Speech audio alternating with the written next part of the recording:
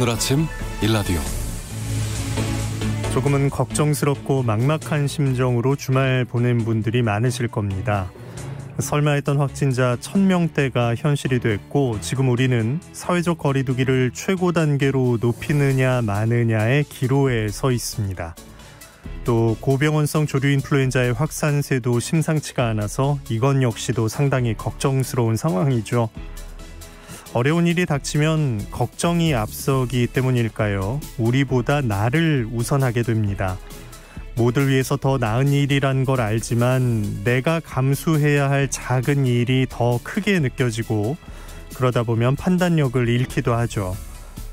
하지만 어려운 순간일수록 지금 내가 있는 곳보다 더 어두운 곳으로 시선을 돌릴 수 있었으면 합니다.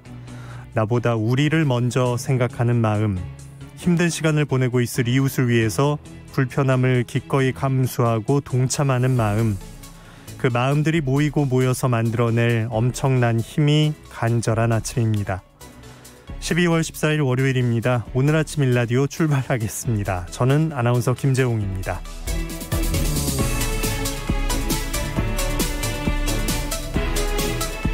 올겨울 들어 가장 추운 아침입니다. 중부와 경북 북부에는 한파주의보가, 강원도 일부 지역에 한파경보가 발령됐습니다.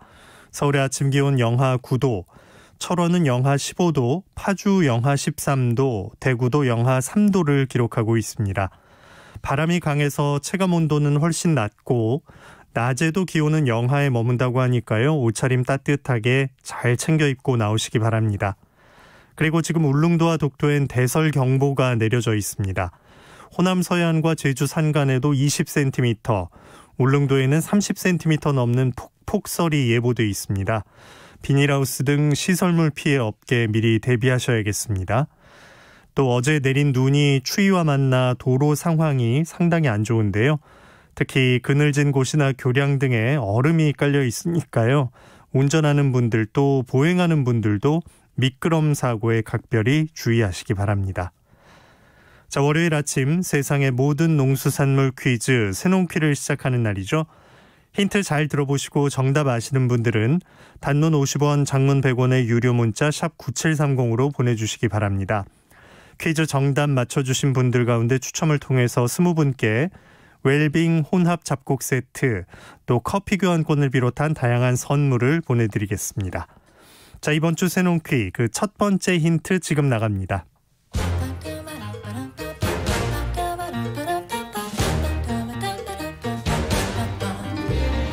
오늘 아침 일라디오가 선정한 우리 농수산물을 맞히는 세상의 모든 농수산물 퀴즈 새농퀴. 안녕하세요. 퀴즈 내는 성우 김성입니다. 눈이 내리고 날이 추워지면 더 맛있어지는 식재료들이 있죠. 대구목 대구과에 속하는 한류성 바닷물고기인 이것도 이맘때부터 아주 맛있어지는 생선입니다. 예로부터 제사나 고사를 지낼 때, 또 전통 혼례 등을 지내는 관혼상제에 없어서는 안 될 귀한 생선이었습니다. 어떤 상태인지, 언제 잡혔는지, 어떤 방식으로 잡혔는지에 따라서 다양한 이름으로 불리는 것이 특징입니다. 생태, 동태, 북어, 황태, 코다리, 백태, 흑태, 깡태로 불리는 이것. 이것은 무엇일까요? 단문 50원, 장문 100원이 드는 유료 문자 샵 9730으로 보내주세요. 20분께 행운의 선물을 드리겠습니다.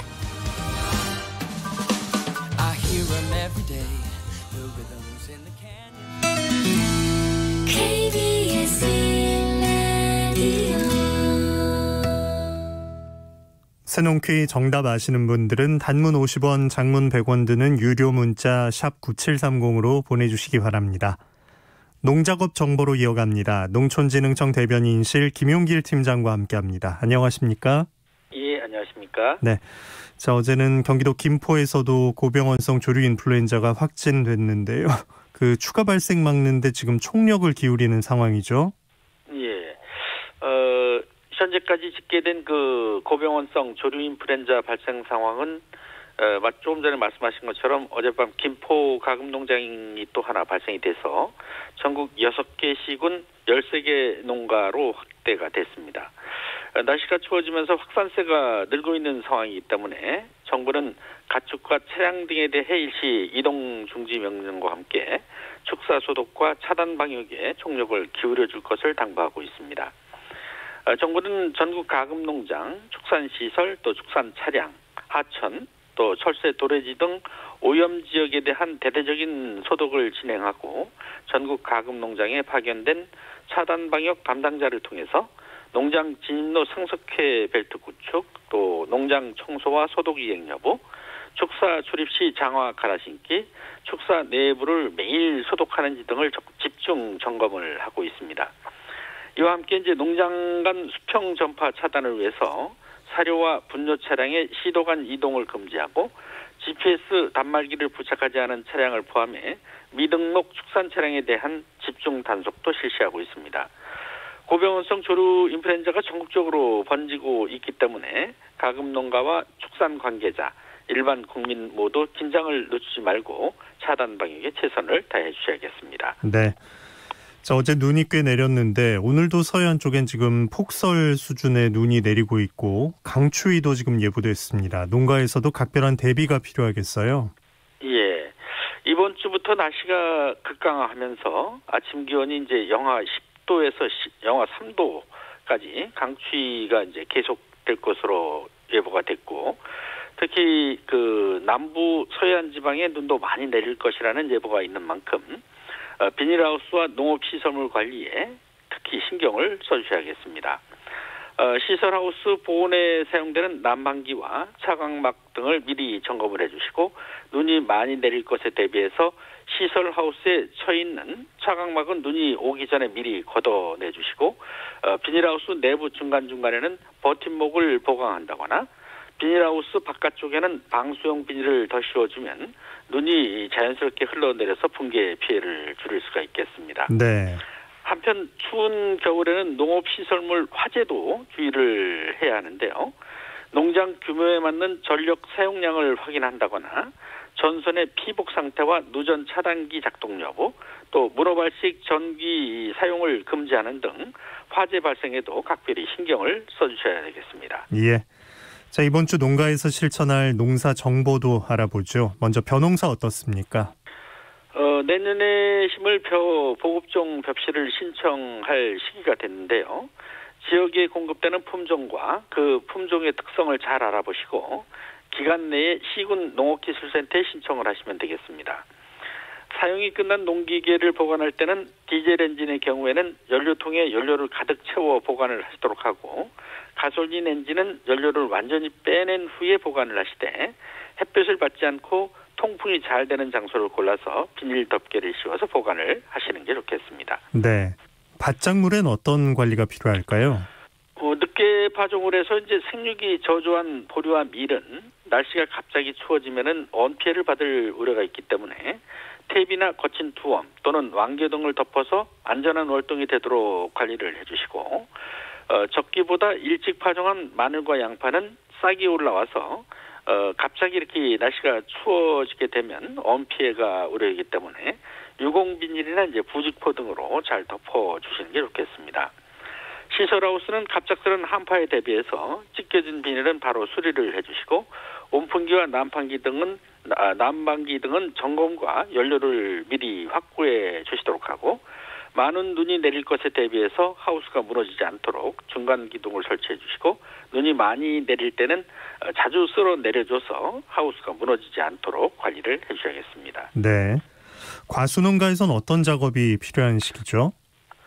과실을 저장하고 있는 농가에서는 이제 저장 중에 발생하는 에틸렌 가스나 이산화탄소 등 유해가스가 저장고 안에 차지 않도록 주기적으로 환기를 실시해 주시는 것이 좋겠습니다.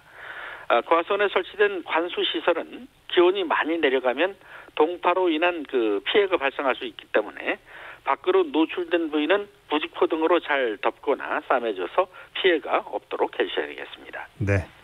자, 농가에서 관심 가질 만한 새로운 농업 소식도 좀 살펴보기로 하죠. 요즘 감귤이 아주 맛있잖아요. 그런데 새콤달콤한 새 품종이 나왔다면서요? 예. 올해는 정말 감귤의 맛이 최고라고 할 정도로 상품성이 상당히 좋은 한 해가 되겠는데요. 네. 요즘 들어서 이제 겨울에 감귤을 이제 많이 드시는 그런 분들이 많이 늘고 있습니다.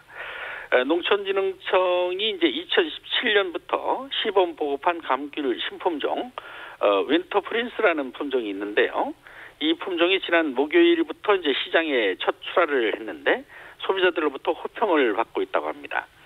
감귤 새 품종인 윈터 프린스는 11월 중하순경에 일찍 수확하는 온주 밀감과 12월 중순부터 수확하는 이제 망감류의 특성을 모두 지닌 새로운 품종이라고 하는데요.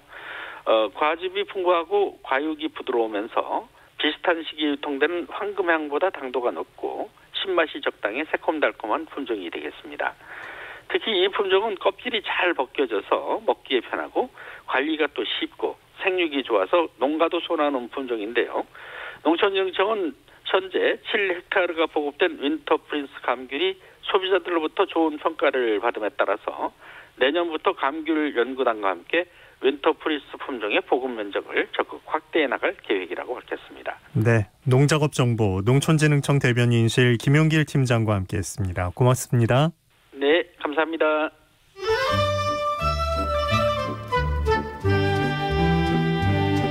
아침을 깨우는 정겨운 이야기가 있습니다. 매주 월요일부터 토요일 오전 6시 15분 KBS 오늘 아침 일라디오.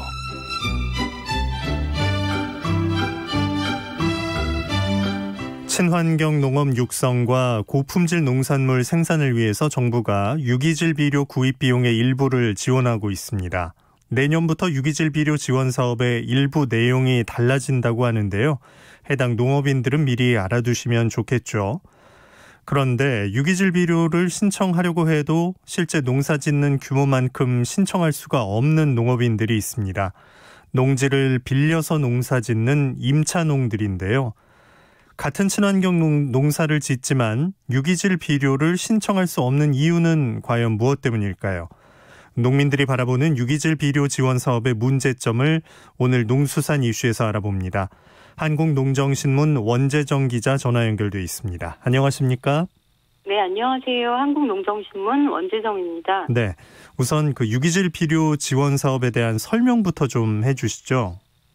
네, 유기질 비료 지원 사업은 토양을 살리고 또 자연환경을 개선하기 위해서 화학비료 대신 농축산물, 부산물이 원료인 유기질 비료를 농사에 더 많이 쓰도록 정부가 구입 비용의 일부를 지원하고 있는 사업입니다. 지난 1999년 시작돼서 한 20년간 지속이 되어 왔고요. 화학비료를 줄이는 데 일정 정도 역할을 했습니다.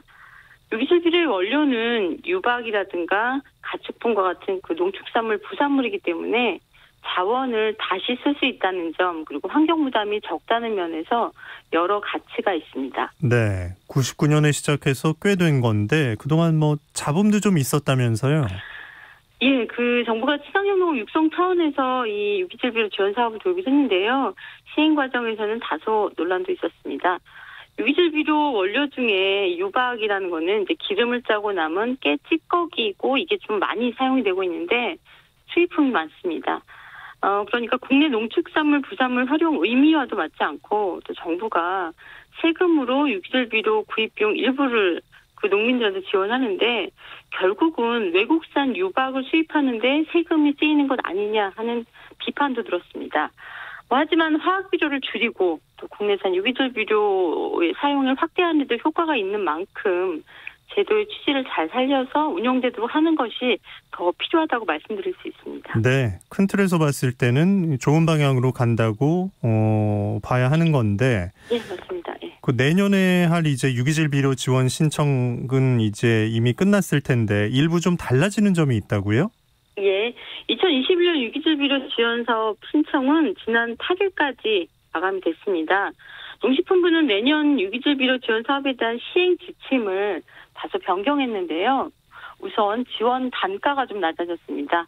유기질 비료 20kg 한 포대당 올해는 이제 1,100원이 지원됐는데 내년에는 1,000원으로 좀 하향 조정됐습니다. 부족 유기질 비료 지원 단가도 낮아졌는데요. 특등급 1,100원에서 1,000원으로, 1등급은 1,000원에서 900원으로 2등급은 800원에서 700원으로 각각 지원 단가가 100원씩 인하됐습니다. 유기질비료 지원은 국비와 지방비가 합쳐서 지원이 되는데요. 올해까지는 각 지역별로 지방비 지원액에 좀 편차가 컸습니다.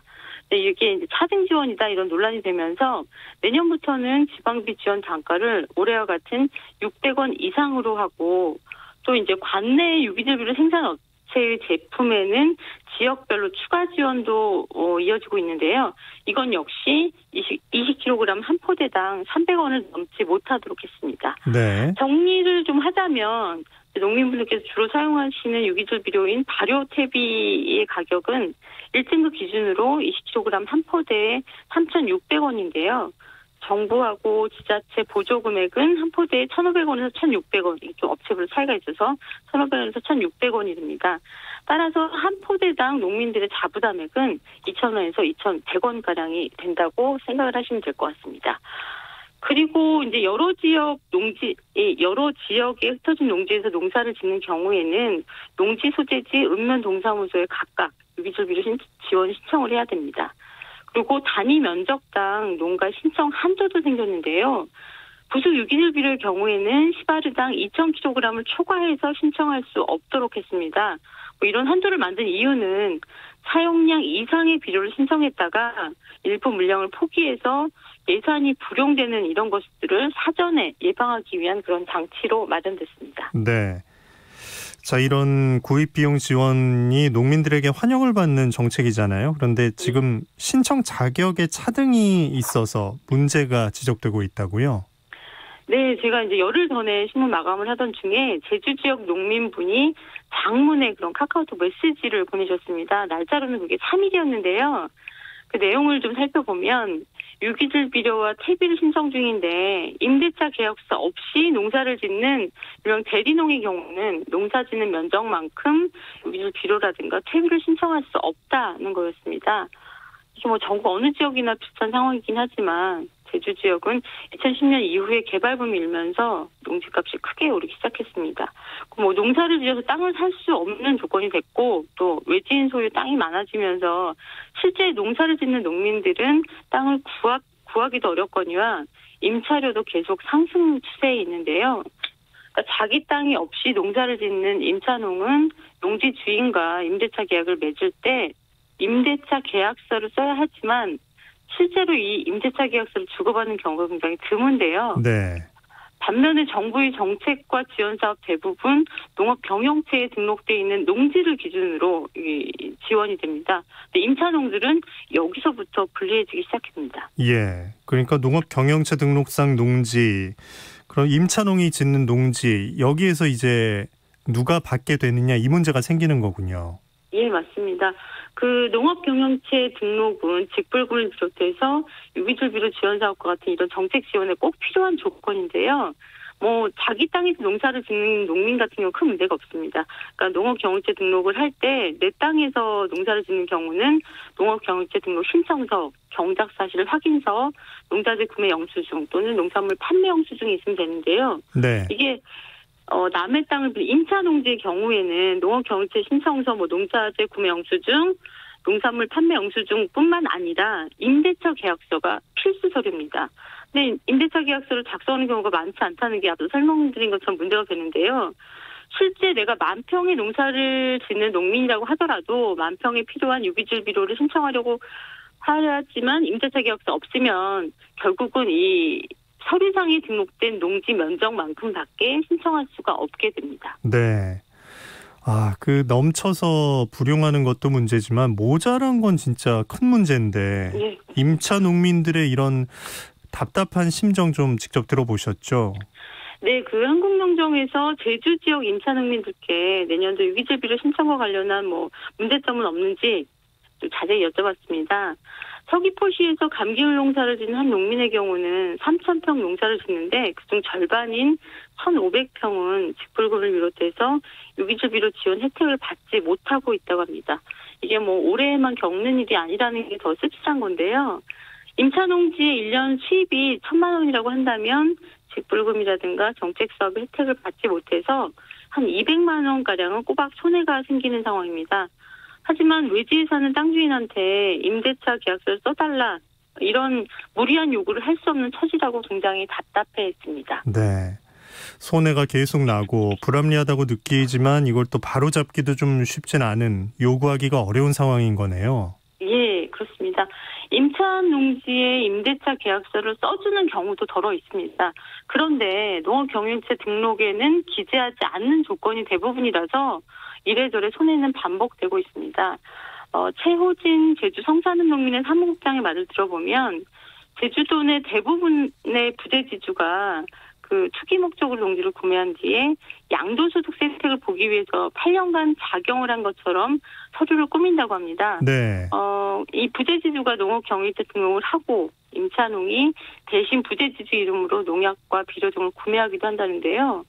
얼마나 많은 부재지주들이 농업경영체 등록을 했나 수치를 들어보면 정말 깜짝 놀란 수치입니다. 최호진 사무국장에 따르면 서귀포시 성산리에는 약 160농가가 농업경영체에 등록을 한 것으로 확인이 되는데 실제 경작을 하는 농민은 한 10명 정도에 불과하다고 얘기를 하고 있습니다. 그러니까 농지원부 만들고 농업경영체까지 등록을 해서 서류상 160명이 농사를 짓는 것처럼 돼 있지만 사실상은 94%가량이 부재지주라는 의미가 되는 거죠. 우리 생각보다 비율이 훨씬 높군요. 이런 지원 사업이잖아요. 유기질 비료 지원 사업도 정책 사업인데 실제 농민, 농사 짓는 농민에게 혜택이 가게 만드는 방법이 없을까요? 그 농사를 짓는 농민들만 농지를 소유하게 한다면 지금처럼 농지 기준으로 지원되는 각종 정책 사업의 건수가 줄어들 텐데요. 네. 현재 농지법은 농민 외에도 농지를 소유할 수 있는 예외 조항이 너무 많다 보니까 농지를 둘러싼 부작용이 끊이지 않고 있습니다. 이런 실태를 사실은 행정에서도 잘 알고 있는데요. 그렇다면 제도를 좀 바꿀 필요가 있다 이런 생각이 듭니다. 예를 들면 임대차 계약서가 없어서 혹은 지주의 요청으로 부득이하게 농업경영체 등록을 할 때 실경작 농지 정보를 기입하지 못한 농민들이 이 상당수라는 현실을 좀 인정을 하고 이 지원하는 조건을 그 경영체 등록에 있는 농지가 아니라 경작 사실 확인서로 증명할 수 있도록 전산 시스템을 고쳐달라 이런 게 농민들의 요구가 좀 빗발치고 있는데요. 네네. 이 경작 사실 증명서는 이 사람이 농사를 짓고 있다는 사실을 농지 소재지의 주민들로부터 보증을 받는 서류입니다. 그러니까 허위 사실이 판명될 경우에는 민영사상 모든 책임을 감수할 것을 경작자, 보증인들이 서약한다는 내용으로 되어 있습니다. 그 보증인들의 인감증명서까지 첨부해야 효력이 있는데요. 농지 임대차 계약서보다는 경작자 입장에서 훨씬 부담이 적은 증명서입니다. 이런 요구에 대한 반응이 좀 있습니까? 예, 농식품부에도 입장을 좀 물어봤는데요. 농식품부는 각종 정책 사업과 지원금을 받기 위해서는 법대로 농업경영체 등록이 원칙이다 이런 답변을 하고 있습니다. 사실 원칙을 따지자면 경자유전을 더 엄격하게 적용하거나 실경작자의 권한을 강화하는 방안을 더 연구해 주셨으면 하는 생각인데요. 제주 농민들의 민원이 빗발치니까 제주도청에서도 이 문제를 중앙에 적극 건의하겠다고 얘기를 했는데 이미 내년도 유기질 비료 지원 사업 신청 기간이 끝났습니다. 네. 직불금이라든가 유기질 비료 지원과 같이 실경작 농민들을 대상으로 설계된 정부의 지원 사업이 서류상 농민인 땅 주인들 몫으로 돌아가는 이런 어처구니 없는 일을 언제까지 겪어야 하는지 잘 모르겠습니다. 최소한 현재의 농지 소유와 이용 실태라도 정확하게 파악하는 일에 정부가 나서줬으면 좋겠습니다. 예, 농수산 이슈 한국농정신문 원재정 기자가 전해드렸습니다. 고맙습니다. 네, 고맙습니다.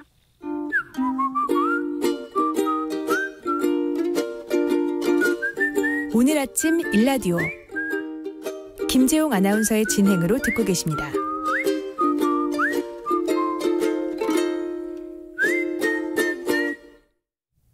이번 순서는 민족문화콘텐츠연구원 박재희 원장이 전하는 고전으로 세상 읽기 시간입니다. 함께 들어보시죠. 안녕하십니까. 고전의 대문 박재희입니다. 인생을 살면서 가장 견디기 힘든 것 중 하나가 무시당하는 것입니다. 무시당해본 경험이 있으신 분들은 그 아픔과 상처가 쉽게 아물지 않는다는 것을 뼛속 깊이 잘 알고 계실 것입니다. 맞아서 아픈 것은 시간이 지나면 상처가 아물거나 기억에서 잊혀지지만 무시를 당해서 자존심이 상하고 마음에 상처가 난 것은 인생 다할 때까지 두고두고 가슴을 답답하고 먹먹하게 만들기도 합니다. 무시의 한자 뜻은 없을 무자의 볼시자입니다. 눈앞에 있어도 보이지 않는다는 뜻이죠. 눈앞에 있는 사람을 사람으로 보지 않고 나보다 열등한 존재로 생각하며 막대하는 것이 무시의 뜻입니다. 비슷한 한자 뜻으로는 안하무인이라는 사자성어가 있죠. 눈앞에 사람이 있어도 사람이 없는 것처럼 대한다는 뜻입니다. 안하무인의 유래는 명나라 능몽초가 쓴 저작에서 유래되었습니다. 원래는 눈한자 대신에 눈목자를 써서 목중무인, 눈앞에 있는 사람을 사람 취급하지 않는다는 뜻이었지만 후에 눈한자를 써서 안하무인이라고 사용하게 되었죠. 지위가 높다고, 가진 것이 많다고, 남보다 잘났다고 안하무인, 사람들을 무시하는 것은 정말 인간으로서 자격이 없는 사람들입니다. 인간은 하늘과 땅 사이에 가장 귀한 존재라고 말합니다. 천지지간, 만물지중에 유인이 최귀하니라. 하늘과 땅 사이 존재하는 모든 만물 가운데 오직 인간이 가장 귀하고 소중한 존재다라는 동몽선습의 첫 구절입니다. 옛날 인성교과서였던 동몽선습이나 기초서적에 자주 등장하는 문구이죠. 저도 어렸을 때 동몽선습을 읽을 때면 이 구절을 제일 먼저 읽고 공부했던 기억이 납니다. 세상에는 참 많은 존재들이 있는데 그 중에서 인간이 가장 귀하고 소중한 존재라는 아주 간단한 구절이지만 이 구절만 제대로 익혀도 다른 사람을 무시하는 행동을 할 수는 없을 것입니다. 인간은 성별과 귀천과 출신과 배경, 학벌에 상관없이 인간 자체로서 소중하고 귀한 존재라는 생각. 어렸을 때부터 귀에 못이 박히도록 가슴에 새겼어야 할 생각입니다. 직업은 하늘 아래 귀한 인간이 자신의 삶을 영위하기 위한 수단이지 무시의 근거로 사용되어서는 안 됩니다. 오랜 세월 산농공상이라는 직업의 차별의식이 아직도 우리 머릿속에 각인되어 있고 그 구습은 여전히 우리 사회에서 무시의 근거로 구동되고 있습니다. 성별과 학벌 역시 무시의 근거가 아닌 그 사람의 존재 방식일 뿐입니다. 다산 정약용 선생도 관존 민비, 남존 여비의 구습을 비판하면서 강자가 약자를 무시하는 것은 논어의 기본 정신과는 다르다고 강조한 바 있습니다. 요즘 무시하는 구습 때문에 사회적으로 많은 문제가 일어나고 있습니다.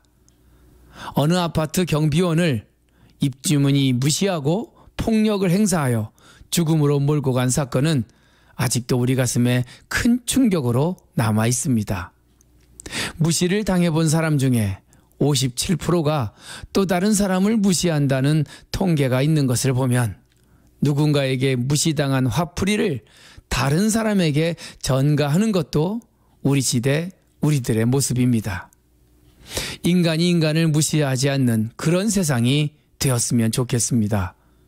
우월감과 우월한 지위를 이용하여 타인을 무시한다면 그 사회가 아무리 경제가 발전했다고 해도 여전히 후진국이며 비문명국입니다.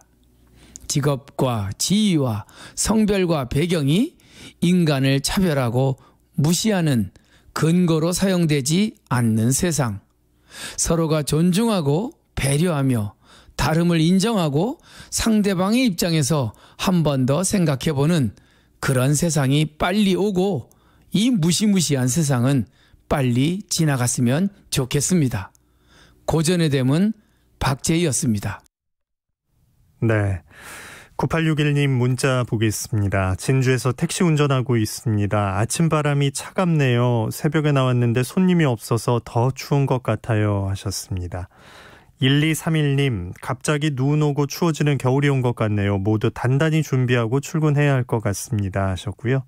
3130님 대구는 눈은 오지 않았고 많이 추워졌습니다. 딸이 면접 본다고 시외버스 터미널까지 태워주고 출근하는 길인데 추워서 걱정이네요. 응원해주세요 하셨습니다. 따님 면접 잘 보실 겁니다. 3130님 문자까지 소개해드렸고요. 자, 이번 주 정말 추운 한 주가 되겠습니다. 아침 기온이 영하 9도까지 떨어진 서울, 또 경기 북부, 충북 북부와 경북 북부 내륙에 한파특보가 발효 중이고요. 강원과 경북 일부 지역에 올겨울 첫 한파 경보가 내려졌습니다. 내일과 모레 아침은 오늘보다 기온이 더 떨어집니다. 동파 사고 또 건강관리에 각별히 더 신경을 써주셔야겠고요. 대설특보가 내려진 호남 서해안과 제주 산지 그리고 울릉도 독도엔 20에서 30cm의 폭설이 예보돼 있습니다. 비닐하우스 등의 시설물 피해 없게 미리 대비하시기 바랍니다. 그리고 지금 어제 내린 눈이나 비가 얼어서 도로가 미끄러운 곳이 많습니다. 운전하시는 분들 안전하게 이동하셔야겠고요. 걸어서 다니는 분들도 미끄럼 사고 발생하지 않게 각별히 신경 쓰셔야겠습니다. 오늘 아침 일라디오 함께하고 계십니다. 지금 시각은 6시 45분입니다.